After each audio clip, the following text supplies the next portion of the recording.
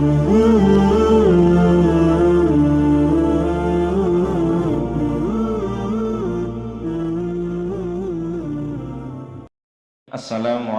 warahmatullahi wabarakatuh. Alhamdulillah, asbahna wa asbahal mulku lillah walhamdulillah, la ilaha illallah wahdahu la syarika lah, lahul mulku wa lahul hamdu wa huwa ala kulli syai'in qadir. Rabbi as'aluka khayra ma fi hadzal yawm wa khayra ma ba'da wa a'udzu bika min syarri ma fi hadzal yawm wa syarri ma ba'da. Rabbi a'udzu bika minal kasali wa su'il kibari. Rabbi a'udzu bika min 'adzabin finnar wa 'adzabin fil qabr.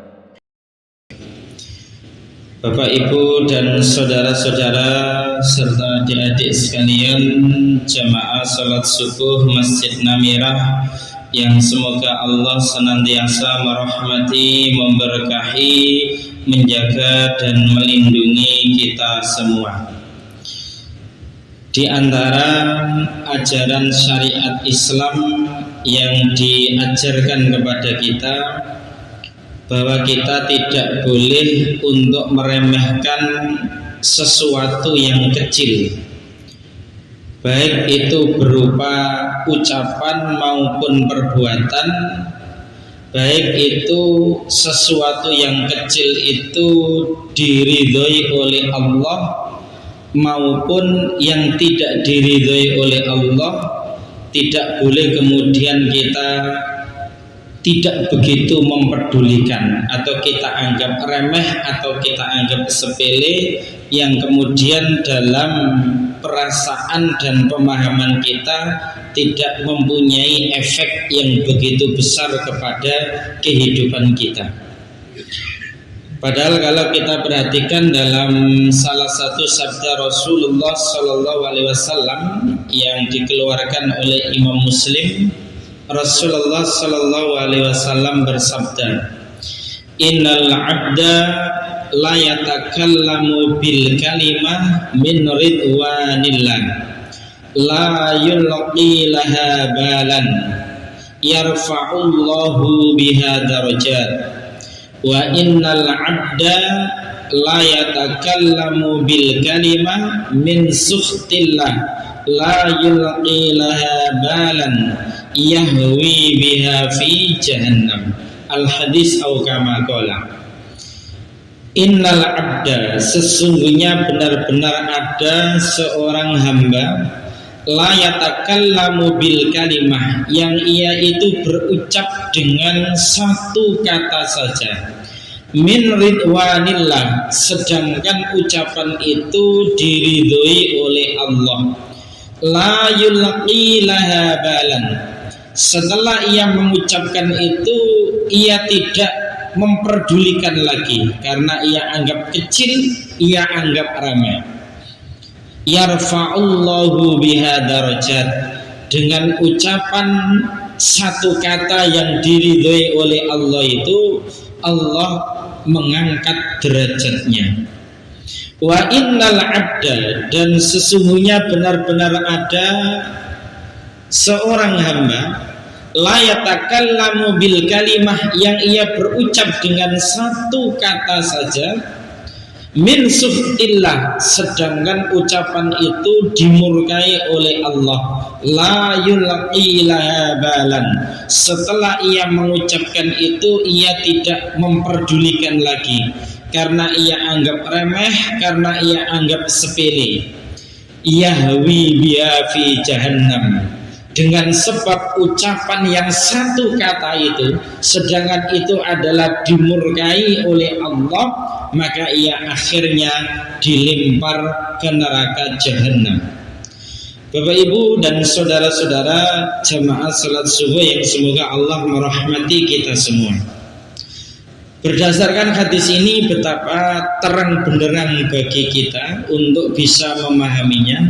Ternyata ucapan yang kecil, kalau itu diridhoi oleh Allah, disenangi oleh Allah, dicintai oleh Allah, ternyata bisa menjadi penyebab seorang hamba itu diangkat derajatnya oleh Allah Subhanahu wa ta'ala.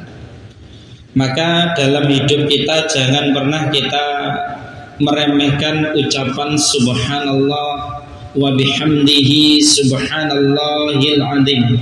Jangan pernah untuk meremehkan ucapan memperbanyak istighfar ataupun ucapan subhanallah walhamdulillah wala ilaha illallah wallahu akbar, dan ucapan-ucapan dari kalimat-kalimat thayyibah yang lainnya yang telah disyariatkan oleh Allah dan Rasulnya. Karena sungguh kita tidak tahu kapan dan ucapan apa yang dengan itu Allah menerima dan meridai kita. Karena ternyata banyak perkara-perkara yang soleh, yang kecil, akan tetapi itu dicintai dan diridai oleh Allah. Dan ketika seorang hamba melaksanakannya secara tulus ikhlas untuk mendapatkan ridhonya, ternyata dengan ucapan atau perbuatan kecil itu akhirnya kemudian Allah mengangkat derajatnya, bahkan menambahkan kepadanya berbagai macam pahala kebaikan, dan juga bisa menggugurkan dosa-dosanya. Seperti dalam satu riwayat juga disebutkan, kalimatani habibatani ila rahman khafifatani 'alal lisan saqilatani fil mizan subhanallah wa bihamdihi subhanallahil azim.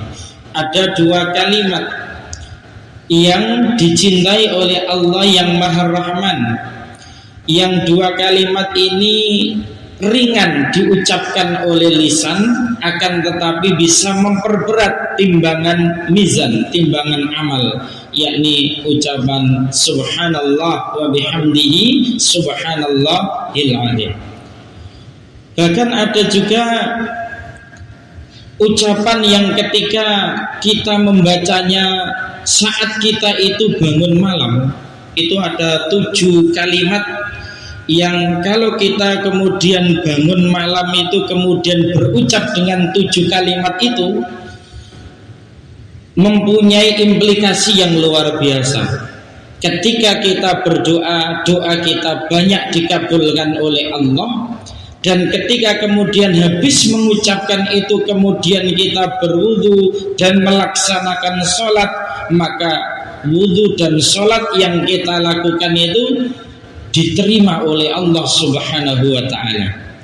Rasulullah sallallahu alaihi wasallam bersabda, man ta'ara minal laili faqala la ilaha illallah wahdahu la syarikalah alhamdulillah wa subhanallah wa la ilaha illallah wallahu akbar wa la hawla wa la quwwata illa billah summa qala allahumma ighfirli idza da'a ustujiban wa idza tawadda'a wa shalla qubilat sholatuhu.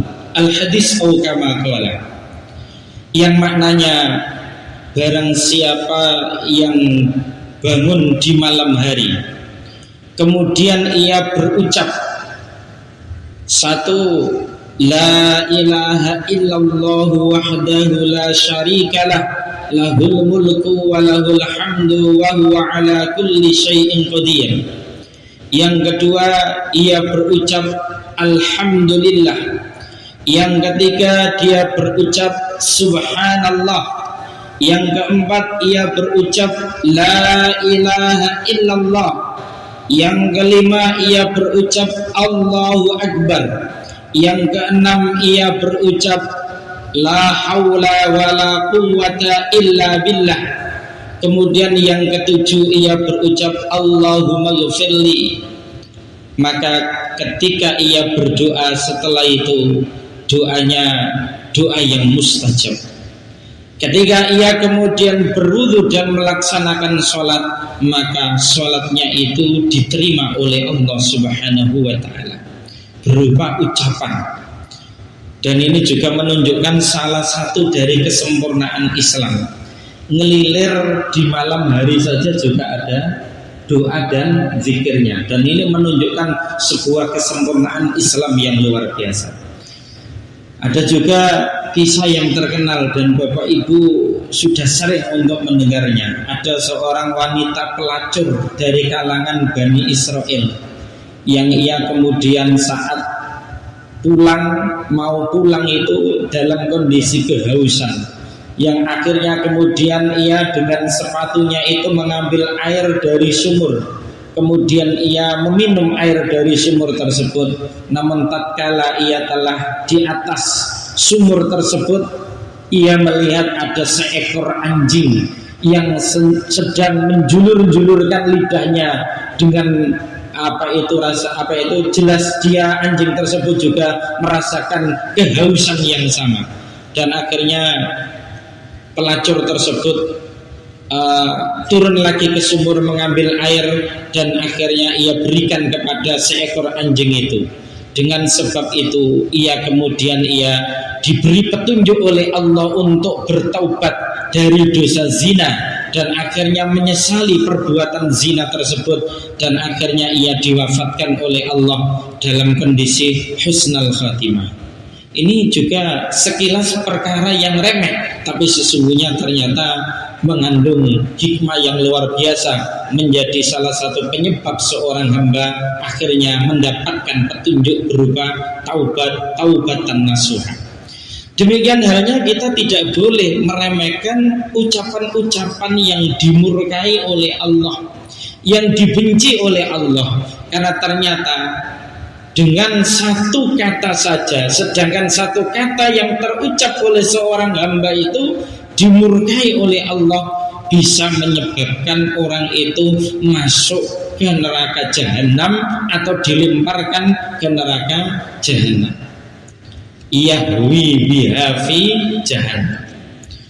Sedangkan kalau kita perhatikan Bapak Ibu yang dirahmati oleh Allah, akhir-akhir ini di dunia media sosial ya, baik dengan ketikan maupun dengan ucapan, betapa banyak di antara yang kemudian orang mengaku Islam tetapi mudahnya kemudian berucap dengan ucapan yang itu orientasinya menista Allah, menista Rasul, menista hukum Allah, maupun menista kitab Allah Al-Quran.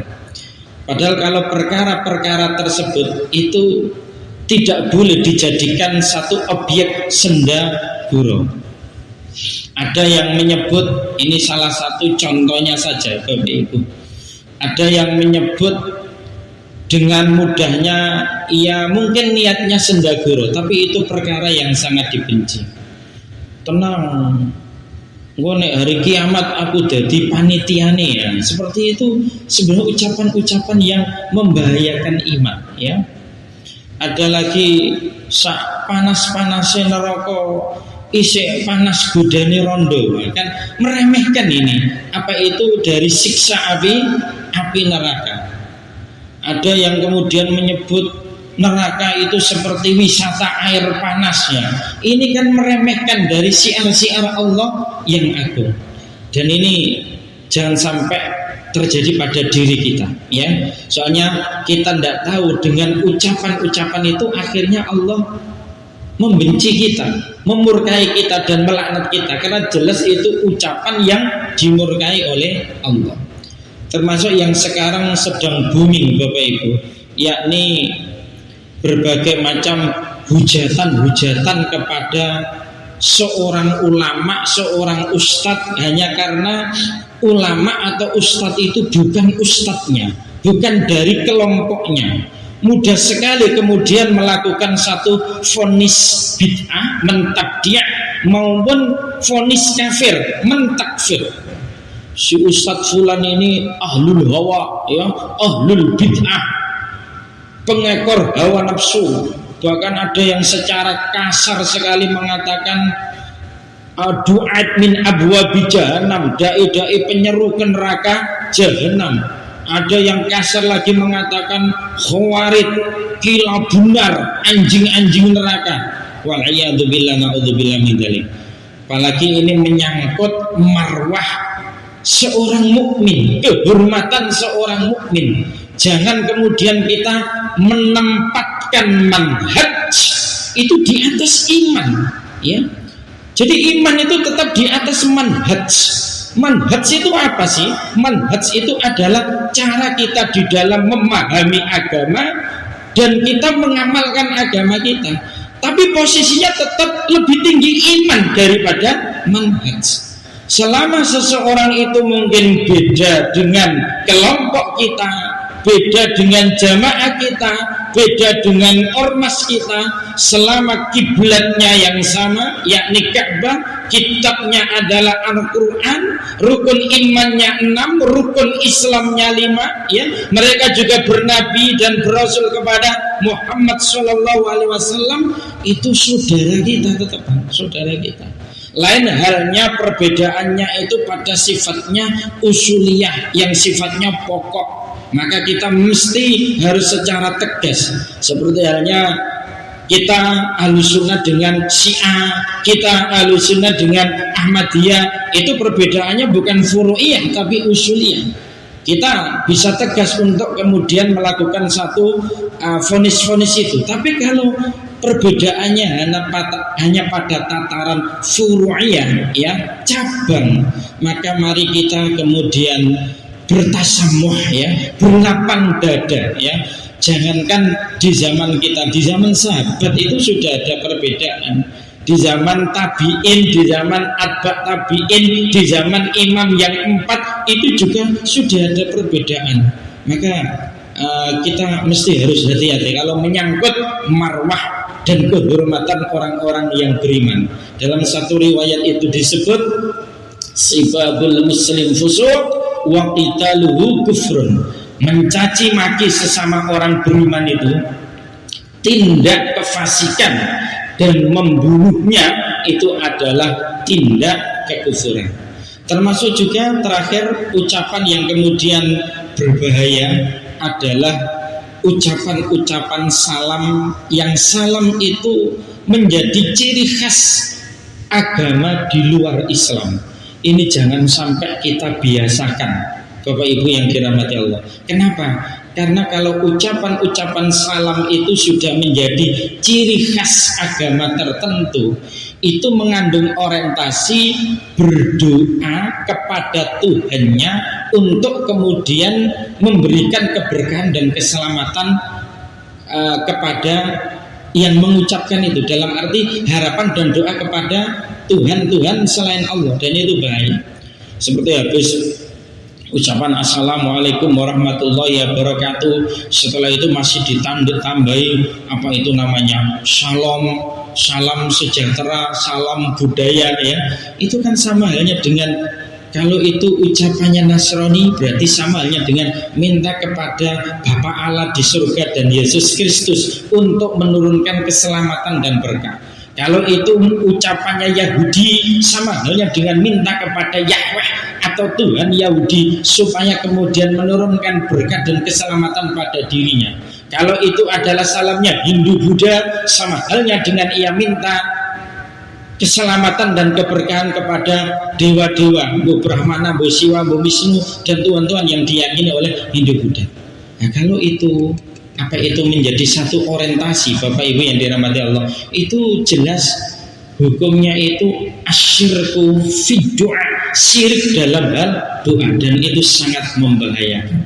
Sekali lagi, jangan meremehkan perkara yang kecil, baik berupa ucapan maupun perbuatan, baik itu perkara yang diridhai oleh Allah maupun perkara yang dimurkai oleh Allah. Yang diridhai oleh Allah kita berusaha melaksanakannya, sedangkan yang dimurkai oleh Allah kita berusaha untuk menjauhinya. Demikian, mudah-mudahan bermanfaat. Wallahu a'lam bishawab. Wassalamualaikum warahmatullahi wabarakatuh.